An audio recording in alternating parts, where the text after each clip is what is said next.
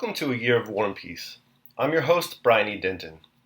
A Year of War and Peace is a daily, year-long, chapter-by-chapter reading of and meditation on Leo Tolstoy's epic novel, War and Peace.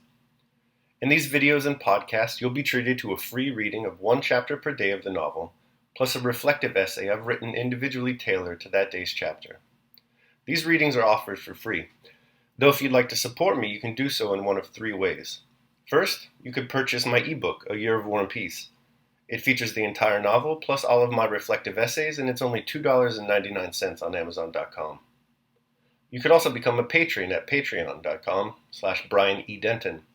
If you sign up there, you'll receive a sonnet once a month, plus a link to an ebook of my collected sonnets. Finally, if you like, you can make a one-time donation to my PayPal account. The email there is brianedenton@gmail.com. You can also use that email to contact me. I'd be happy to hear from you. Your support is greatly appreciated. Today's reading and reflection is on chapter 169. Chapter 169. Though Balashev was used to imperial pomp, he was amazed at the luxury and magnificence of Napoleon's court. The Comte de Turenne, having shown him into a big reception room where many generals, gentlemen-in-waiting, and Polish magnates, several of whom Balashev had seen at the court of the Emperor of Russia, were waiting. Durand said that Napoleon would receive the Russian general before going for his ride. After some minutes, the gentleman-in-waiting who was on duty came into the great reception room and, bowing politely, asked Balashev to follow him. Balashev went into a small reception room, one door of which led into a study, the very one from which the Russian emperor had dispatched him on his mission. He stood a minute or two, waiting. He heard hurried footsteps beyond the door. Both halves of it were opened rapidly. All was silent, and then from the study the sound was heard of other steps, firm and resolute. They were those of Napoleon. He had just finished dressing for his ride, and wore a blue uniform, opening in front over a white waistcoat so long that it covered his rotund stomach, white leather breeches tightly fitting the fat thighs of his short legs, and Hessian boots. His short hair had evidently just been brushed, but one lock hung down in the middle of his broad forehead. His plump neck stood out sharply from the black collar of his uniform, and he smelled of eau de cologne. His full face, rather young-looking, with its prominent chin, wore a gracious and majestic expression of imperial welcome. He entered briskly, with a jerk at every step, and his head slightly thrown back. His whole short, corpulent figure, with broad, thick shoulders and chest and stomach involuntarily protruding, had that imposing and stately appearance one sees in men of 40 who live in comfort. It was evident, too, that he was in the best spirits that day. He nodded in answer to Balashev's low and respectful bow, and coming up to him at once began speaking like a man who values every moment of his time, and does not condescend to prepare what he has to say, but is sure he will always say the right thing, and say it well. "Good day, General," said he. "I have received the letter you brought from the Emperor Alexander, and am very glad to see you." He glanced with his large eyes into Balashev's face, and immediately looked past him. It was plain that Balashev's personality did not interest him at all. Evidently only what took place within his own mind interested him. Nothing outside himself had any significance for him, because everything in the world, it seemed to him, depended entirely on his will. "I do not and did not desire war," he continued, "but it has been forced on me. Even now," he emphasized that word, "I am ready to receive any explanations you can give." And he began clearly and concisely to explain his reasons for dissatisfaction with the Russian government. Judging by the calmly moderate and amicable tone in which the French emperor spoke, Balashev was firmly persuaded that he wished for peace, and intended to enter into negotiations. When Napoleon, having finished speaking, looked inquiringly at the Russian envoy, Balashev began a speech he had prepared long before. "Sire, the emperor, my master," but the sight of the emperor's eyes bent on him confused him. "You are flurried. Compose yourself," Napoleon seemed to say, as with a scarcely perceptible smile he looked at Balashev's uniform and sword. Balashev recovered himself and began to speak. He said that the Emperor Alexander did not consider Kurakin's demand for his passports a sufficient cause for war. That Kurakin had acted on his own initiative and without his sovereign's assent. That the Emperor Alexander did not desire war, and had no relations with England. Not yet, interposed Napoleon. And as if fearing to give vent to his feelings, he frowned and nodded slightly as a sign that Balashëv might proceed. After saying all he had been instructed to say, Balashëv added that the Emperor Alexander wished for peace, but would not enter into any negotiations, except on the condition that... Here Balashëv hesitated. He remembered the words the Emperor Alexander had not written in his letter, but had specially inserted into the rescript to Saltykov, and had told Balashëv to repeat to Napoleon. Balashëv remembered these words, so long as a single-armed foe remains on Russian soil. But some complex feeling restrained him. He could not utter them, though he wished to do so. He grew confused and said, on condition that the French army retires beyond the Niemen. Napoleon noticed Balashëv's embarrassment when uttering these last words. His face twitched, and the calf of his left leg began to quiver rhythmically. Without moving from where he stood, he began speaking in a louder tone, and more hurriedly than before. During the speech that followed, Balashëv, who more than once lowered his eyes, involuntarily noticed the quivering of Napoleon's left leg, which increased the more Napoleon raised his voice. I desire peace, no less than the Emperor Alexander, he began. Have I not for 18 months been doing everything to obtain it? I have waited 18 months for explanations. But in order to begin negotiations, what is demanded of me? He said, frowning and making an energetic gesture of inquiry with his small, white, plump hand. The withdrawal of your army beyond Niemen, sire, replied Balashëv. The Niemen, repeated Napoleon. So now you want me to retire beyond the Niemen? Only the Niemen? Repeated Napoleon, looking straight at Balashëv. The latter bowed his head respectfully. Instead of the demand of 4 months earlier to withdraw from Pomerania, only a withdrawal beyond the Niemen was now demanded. Napoleon turned quickly and began to pace the room.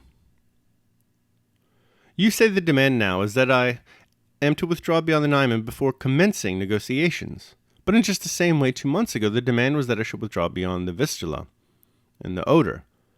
And yet you are willing to negotiate. He went in silence from one corner of the room to the other, and again stopped in front of Balashëv. Balashëv noticed that his left leg was quivering faster than before, and his face seemed petrified in its stern expression. This quivering of his left leg was a thing Napoleon was conscious of. The vibration of my left calf is a great sign with me, he remarked at a later date. Such demands as to retreat beyond the Vistula and Oder may have been made by the Prince of Baden, but not to me, Napoleon almost screamed, quite to his own surprise. If you gave me Petersburg or Moscow, I could not accept such conditions. You say I have begun this war, but who joined his army first? The Emperor Alexander, not I. And you offer me negotiations when I have expended millions, when you are in alliance with England, and when your position is a bad one. You offer me negotiations. But what is the aim of your alliance with England? What has she given you? He continued hurriedly, evidently no longer trying to show the advantages of peace and discuss its possibility, but only to prove his own rectitude and power and Alexander's errors and duplicity.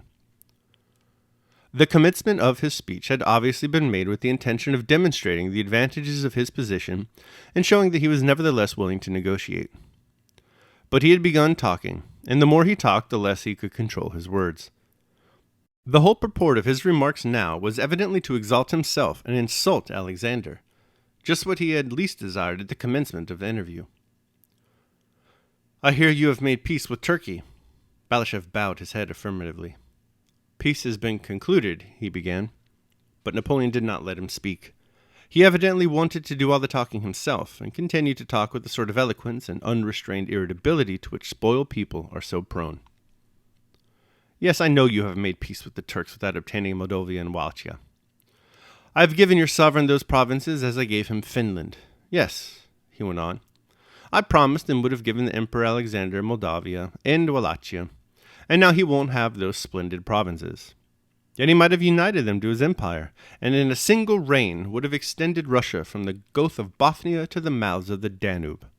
Catherine the Great could not have done more, said Napoleon, growing more and more excited as he paced up and down the room, repeating to Balashëv almost the very words he had used to Alexander himself at Tilsit. All that he would have owed to my friendship. Oh, what a splendid reign, he repeated several times, then paused, drew from his pocket a gold snuff-box, lifted it to his nose, and greedily sniffed at it. What a splendid reign the Emperor Alexander might have seen. He looked compassionately at Balashev, and as soon as the latter tried to make some rejoinder, hastily interrupted him. What could he wish or look for that he would not have obtained through my friendship? Demanded Napoleon, shrugging his shoulders in perplexity. But no, he has preferred to surround himself with my enemies. And with whom? With Steins, Armfelds, Benezings, and Winsergerods. Stein, a traitor expelled from his own country. Armfeld, a rake and an intriguer. Winsergerode, a fugitive French subject. Bennigsen, rather more of a soldier than the others, but all the same an incompetent who was unable to do anything in 1807, and who should awaken terrible memories in the Emperor Alexander's mind. Granted that were they were competent, they might be made use of, continued Napoleon, hardly able to keep pace in his words with the rush of thoughts that incessantly sprang up, proving how right and strong he was. In his perception, the two were one and the same. But they are not even that. They are neither fit for peace nor war. Barclay is said to be the most capable of them all, but I cannot say so, judging by his first movements. And what are they doing, all these courtiers? Fuel proposes, Armfelt disputes, Bennigsen considers, and Barclay, called on to act, does not know what decision to decide on. And time passes, bringing no result. Bagration alone is a military man. He's stupid, but he has experience, a quick eye, and resolution. And what role is your young monarch playing in that monstrous crowd? They compromise him, and throw him the responsibility for all that happens. A sovereign should not be with the army unless he is a general, said Napoleon, evidently uttering these words as a direct challenge to the emperor. He knew how Alexander desired to be a military commander. The campaign began only a week ago, and you haven't even been able to defend Vilna. You are cut in two and have been driven out of the Polish provinces. Your army is grumbling. On the contrary, your majesty, said Balashev, hardly able to remember what he had said to him, and following these verbal fireworks with difficulty, the troops are burning with eagerness. I know everything, Napoleon interrupted him. I know everything. I know the number of your battalions as exactly as I know my own. You have not 200,000 men, and I have 3 times that number. I give you my word of honor, said Napoleon, forgetting that his word of honor would carry no weight. I give you my word of honor that I have 530,000 men this side of the Vistula. The Turks will be of no use to you. They are worth nothing and have shown it by making peace with you.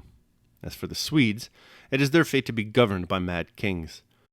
Their king was insane, and they changed him for another, Bernadotte, who promptly went mad. No Swede would ally himself with Russia unless he were mad. Napoleon grinned maliciously and again raised his snuff-box to his nose. Balashev knew how to reply to each of Napoleon's remarks, and would have done so. He continually made the gesture of a man wishing to say something, but Napoleon always interrupted him. To the alleged insanity of the Swedes, Balashev wished to reply that when Russia is on her side, Sweden is practically an island. But Napoleon gave an angry exclamation to drown his voice. Napoleon was in that state of irritability in which a man has to talk, and talk, merely to convince himself that he is in the right. Balashev began to feel uncomfortable. As envoy, he feared to demean his dignity and felt the necessity of replying. But, as a man, he shrank before the transport of groundless wrath that had evidently seized Napoleon. He knew that none of the words now uttered by Napoleon had any significance, and that Napoleon himself would be ashamed of them when he came to his senses. Balashev stood with downcast eyes, looking at the movements of Napoleon's stout legs and trying to avoid meeting his eyes. What do I care about your allies? Said Napoleon. I have allies, the Poles. There are 80,000 of them, and they fight like lions. And there would be 200,000 of them. And probably still more perturbed by the fact that he had uttered this obvious falsehood, and that Balashev still stood silently before him in the same attitude of submission to fate, Napoleon abruptly turned round, drew close to Balashev's face, and gesticulating rapidly and energetically with his white hands, almost shouted, "Know that if you stir up Prussia against me, I'll wipe it off the map of Europe," he declared, his face pale and distorted by anger, and he struck one of his small hands energetically with the other. "Yes, I will throw you back beyond the Divna, and beyond the Dnieper, and will re-erect against you that barrier which it is criminal and blind of Europe to allow to be destroyed. Yes, that is what will happen to you. That is what you have gained by alienating me." And he walked silently several times up and down the room, his fat shoulders twitching. He put his snuff box into his waistcoat pocket, took it out again, lifted it several times to his nose, and stopped in front of Balashev. He paused, looked ironically straight into Balashev's eyes, and said in a quiet voice, "And yet what a splendid reign your master might have had."